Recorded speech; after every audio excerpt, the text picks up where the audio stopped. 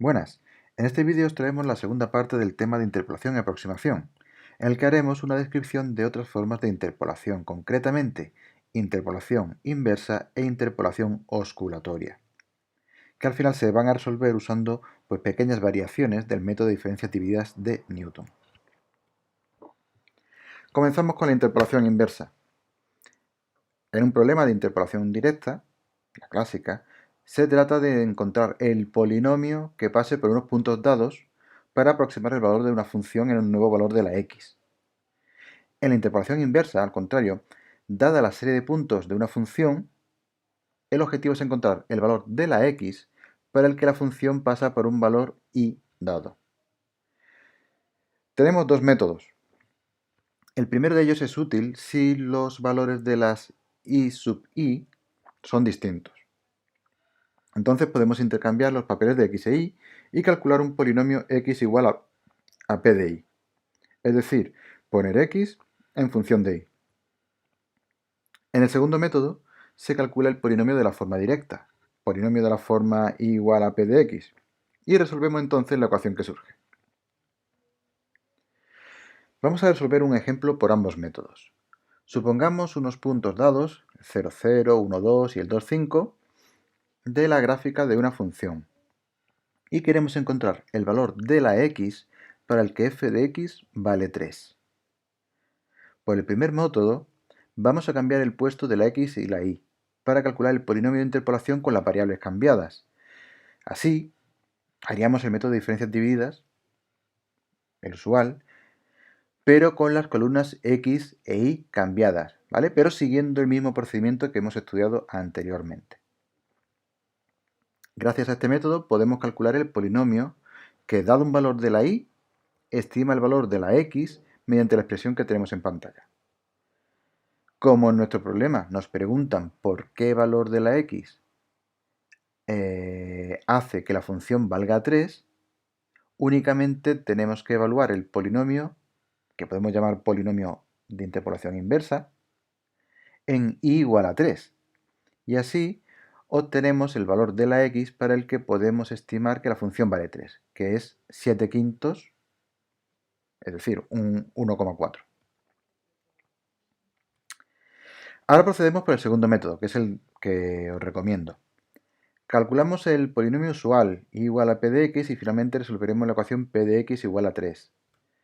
Por tanto, comenzamos con el método de diferencias divididas normal, para calcular el polinomio de interpolación de y dado x, ¿vale? Cuya expresión estamos viendo en pantalla.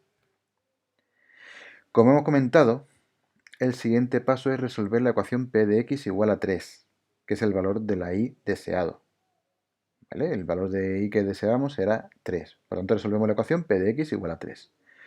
Como es una ecuación cuadrática, podemos resolverla de forma sencilla. Si fuera una ecuación no lineal más complicada, pues deberíamos recurrir a algún método numérico, como el método de bipartición o el de Newton. En este caso resolvemos y obtenemos dos posibles soluciones. Nos preguntamos cuál de ellas es la correcta. Pues nos fijamos en los valores de la x, que están entre 0 y 2. ¿Vale? Las x solo han tomado los valores 0, 1 y 2. Por tanto, en nuestro intervalo, donde tenemos bien definido el polinomio de interpolación, está entre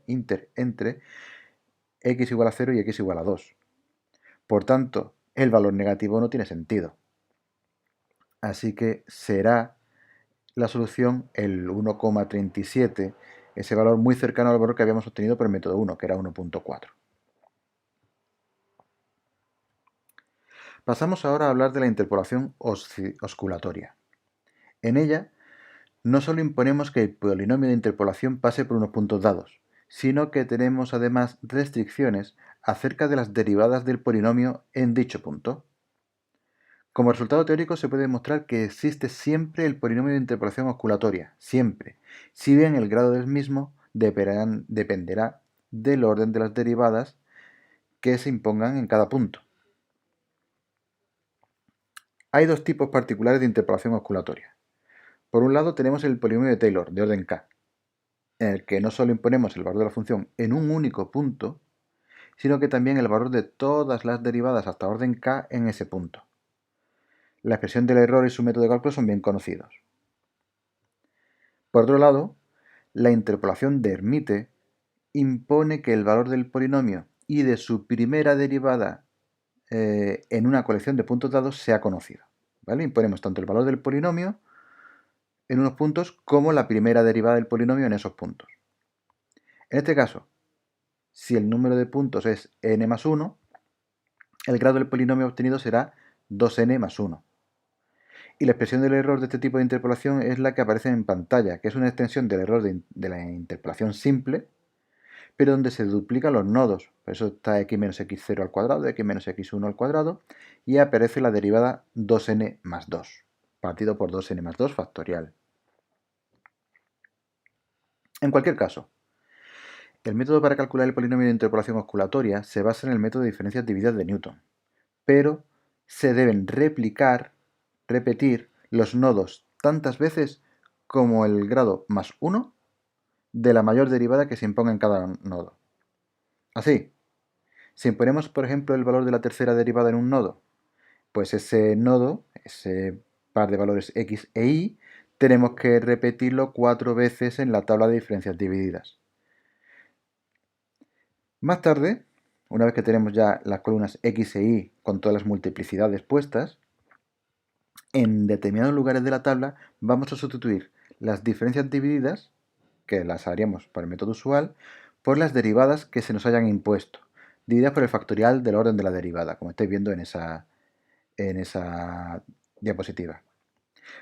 De todas formas, para verlo mejor, nos vamos a restringir siempre al caso de interpolación de Hermite y vamos a resolver un ejemplo. El problema es que queremos encontrar un polinomio P que pase por los puntos menos 1, 1, 0, menos 2 y 2, 2, donde además se han impuesto restricciones sobre las primeras derivadas. Es decir, estamos en disposición de hacer la interpolación de Hermite. Como hemos mencionado antes, vamos a construir la tabla de diferencias divididas, pero hemos duplicado cada uno de los nodos.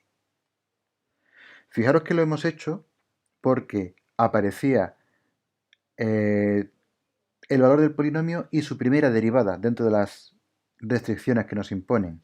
Como son 2 restricciones por cada punto, pues tenemos allí que duplicarlo. Bueno, porque la restricción era sobre la primera derivada. Si fuera una restricción sobre la segunda derivada, pues tendríamos que repetir 3 veces cada nodo. Y así sucesivamente, ¿vale?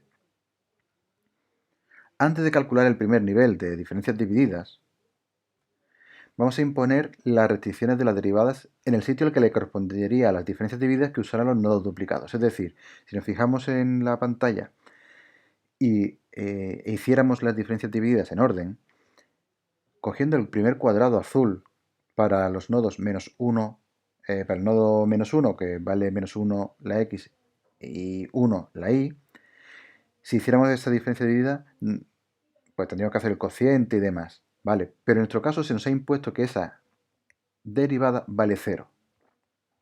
En el siguiente se nos ha impuesto que la derivada primera, que corresponde con la primera diferencia dividida, vale 1 para el nodo 0, para x0 igual a 0.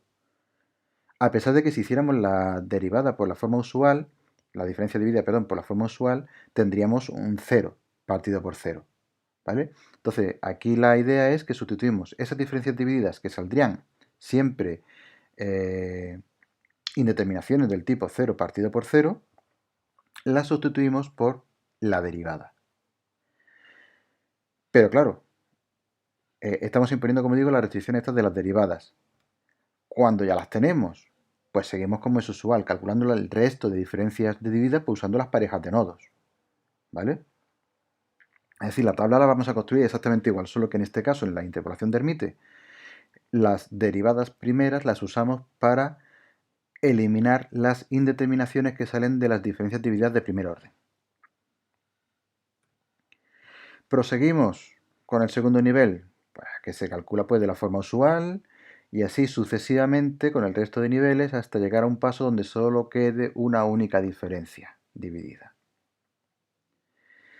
En esta situación, ya con la tabla construida, estamos en disposición de calcular el polinomio de interpolación de Hermite.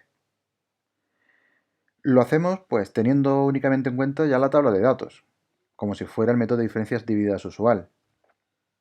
Comenzamos por el término independiente. El siguiente coeficiente sería un 0, así que no lo incluimos. Y vamos usando los coeficientes a partir del primer valor de cada una de las columnas de la tabla, igual que hacíamos antes, mientras que el término en x siempre lleva restado los valores de la primera columna. En este caso, el menos 3 es el valor de la columna correspondiente al segundo nivel de diferencias divididas. Así que va multiplicando a x menos los dos primeros valores de x sub i.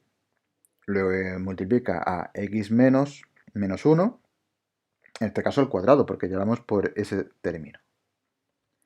El siguiente coeficiente es el 7, que proviene de la siguiente columna. Y al término en x se le va a añadir un factor. ¿Cuál? X menos 0. Puesto que el siguiente x sub i, como veis en la tabla ya en otro color, es 0. El penúltimo término usa el coeficiente menos 49 partido por 18. Y al término x se le añade un nuevo x menos 0, un nuevo factor de la forma x menos 0, resultando en ese x menos 0 al cuadrado que tenéis ahí. ¿Vale? Seguid el esquema de colores y veis de dónde procede cada término. Y para acabar, el último coeficiente es la última diferencia dividida, la última del último paso, ¿no? Y al término x se le añade el factor correspondiente a un nuevo x menos x sub i, en este caso x menos 2.